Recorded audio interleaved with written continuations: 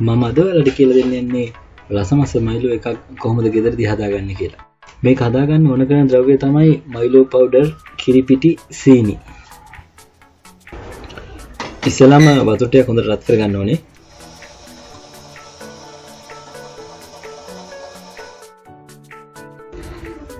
Milo powder මේසෙදි 3ක් පමණ මිශ්‍ර කරගන්න ඕනේ. කිරි පිටි තේ හැන්දක් අවශ්‍ය නම් වාට කැමති නම් සීනි එක් කරගන්න පුළුවන්. සීනි නැතුවත් හදන්න පුළුවන්.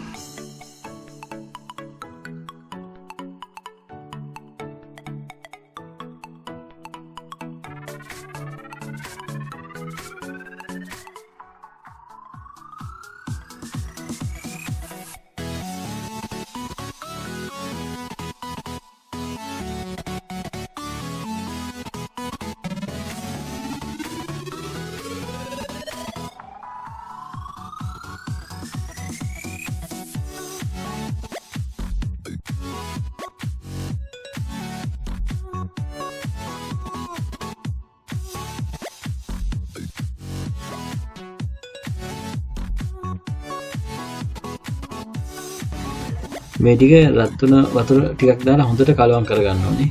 හොඳට කැට නැති වෙනකන් හොඳට කලවම් කරගන්න ඕනේ.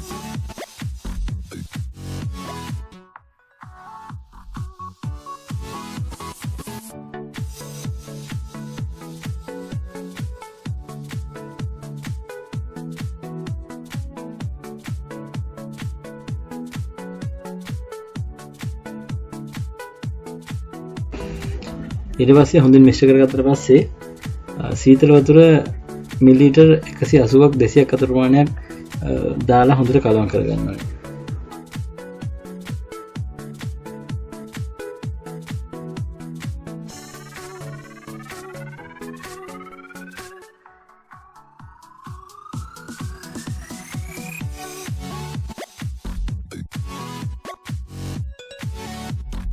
තව ටිකක් මේක හොඳට මිශ්‍ර කරගෙන ෆ්‍රිජ් එකේ තියලා ටිකක් කූල් වුණාට පස්සේ බොන්න ගන්න පුළුවන් කඩෙන් ගත්ත මයිලෝ වගේම.